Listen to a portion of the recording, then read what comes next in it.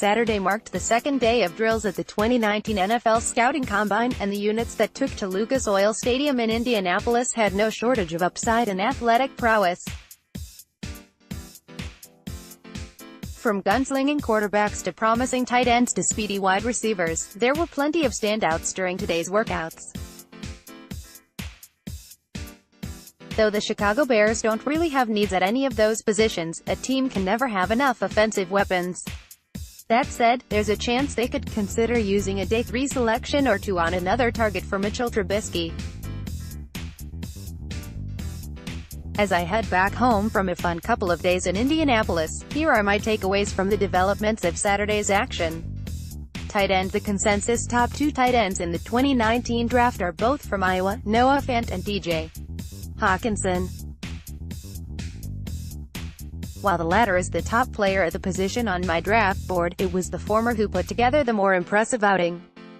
Fant finished the day with a 4.50 40-yard dash at 6'4" and 250 pounds, and he posted elite numbers like a 39.5-inch vertical jump, a 6.813 3-cone drill and a 127-inch broad jump, all the best numbers at the tight end position for each drill.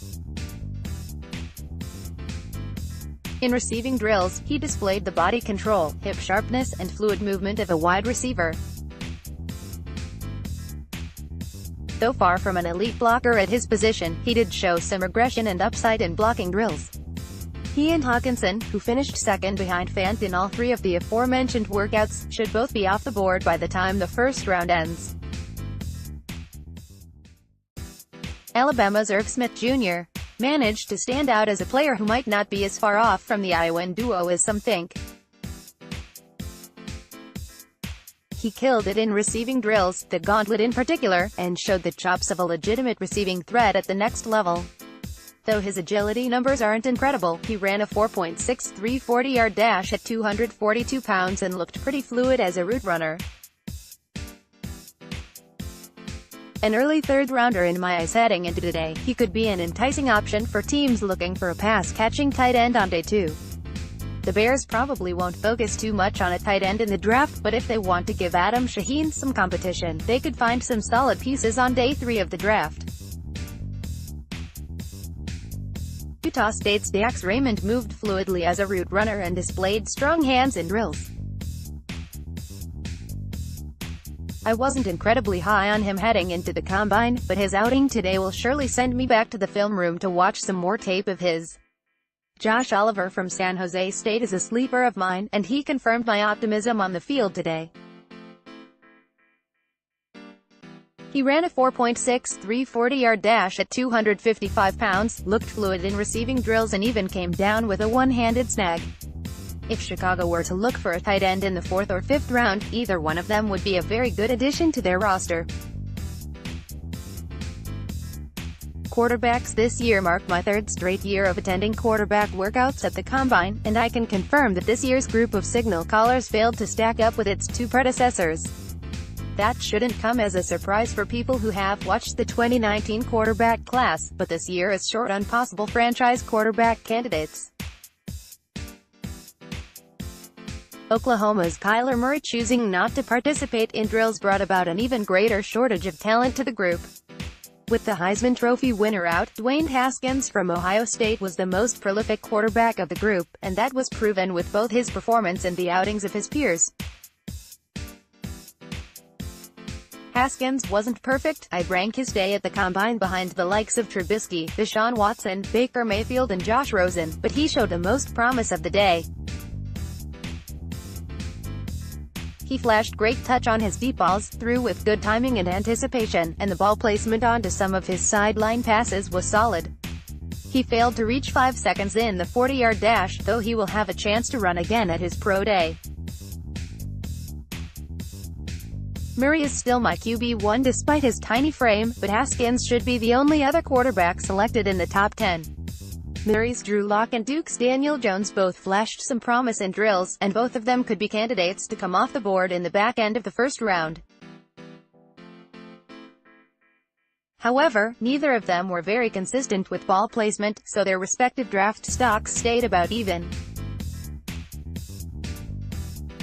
Tyree Jackson out of Buffalo was already known to possess elite physical tools, but his 4.59 40-yard dash at 6'7" and 249 pounds was simply incredible.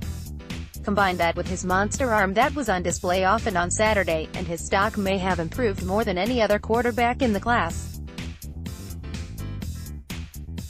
He's a major work in progress due to mechanical, accuracy and decision-making issues, but his upside could see him drafted within the first 3 rounds of the draft. The Bears could target a quarterback in undrafted free agency, and while none of the fringe draftable prospects were incredibly impressive, I would like to see them take a look at North Dakota State alum Easton Stick. He ran a 4.63 40-yard dash, good enough for the 3rd best time of the day for quarterbacks. More impressive is his 20-yard shuttle time of 4.05, which tops all quarterbacks and was just 0.02 of a second away from the best time at any position. That includes wide receivers and running backs. Though he wasn't stellar in throwing drills, he showed solid accuracy on a handful of his throws. I like his fit in a West Coast defense due to his speed and improvisational skills, so he could be worth courting as a free agent, or as a 7th-round pick if Chicago plans on bringing in someone to groom as a backup. Wide receivers, hey, guys. DK Metcalf is pretty awesome. The Ole Miss receiver, who has less fat in his entire body than I do in my neck alone, capped off an incredible week with lights-out performances in athletic testing and positional drills. The 6'3", 228-pound Metcalf had 27 reps in the bench press yesterday, and he put up elite testing numbers in literally every drill he participated in. With a 4.33 40-yard dash, a 40.5-inch vertical jump and a 134-inch broad jump, his numbers would be jaw-dropping for a receiver 30 pounds and 3 inches his inferior, let alone a beast of a man like himself. It's not like his draft stock will be incredibly inflated by his performance, either, as his tape was truly impressive in college. He was in a tight race for my top wide receiver with North Carolina State's Kelvin Harmon due to his neck injury, but he has proven that the injury has not hindered his insane athletic ability. Metcalf projects as a top 15 lock now. Another big winner of today's workouts was Ohio State wideout Paris Campbell. He ran a speedy 4.31 40-yard dash and posted a 40-inch vertical jump, a 135-inch broad jump and a 4.03 20-yard shuttle. His routes and drills were crisp and precise. He showed great acceleration coming out of his breaks, and he was able to track down deep balls very well. I had a 3rd-round grade on him heading into today, and if the NFL feels the same way I do about him, he could come off the board at some point in the 2nd round. Arizona State's N'Keal Harry complemented his 27 bench press reps with a 4.58 40-yard dash and a 38.5-inch vertical at 6'2" and 228 pounds. He also looked fluid in drills and made a handful of impressive grabs. He could come off the board in the 1st round, as well. The Bears could very well look for depth at wide receiver on day 3, and they'll have their fair share of options if they choose to do so. Ohio State weapons Terry McLaurin and Johnny Dixon both looked speedy and crisp in positional drills, and they complemented their route running abilities with 4.36 and 4.41 40-yard dashes, respectively. The former could be an intriguing target in round 5, while the latter is an unheralded prospect whom I have yet to formally break down. However, his outing on Saturday caught my eye, so I look forward to breaking his game tape down. Georgia's Mecole Hardman will be a receiver I'll have to rewatch, as he looked even faster and smoother than I expected him to, and that's saying quite a bit. He showed off great speed with a 4.33 40-yard dash, and he had great hands and body control in the gauntlet drill. He has value as both a punt and kick returner, so his added special teams value could make him an enticing day 3 selection. If the Bears want to look for a bigger target, then they would be wise to consider Notre Dame's Miles Boykin. The 6'4", 220-pound Tinley Park native ran a speedy 4.42 40-yard dash and posted a nimble 4.07 20-yard shuttle and an insane 43.5-inch vertical jump and 140-inch broad jump, the latter of which being the third-best broad jump in combine history. He added onto that with good outings and positional drills, but it'll be his athletic testing that grabs the attention of NFL teams the most.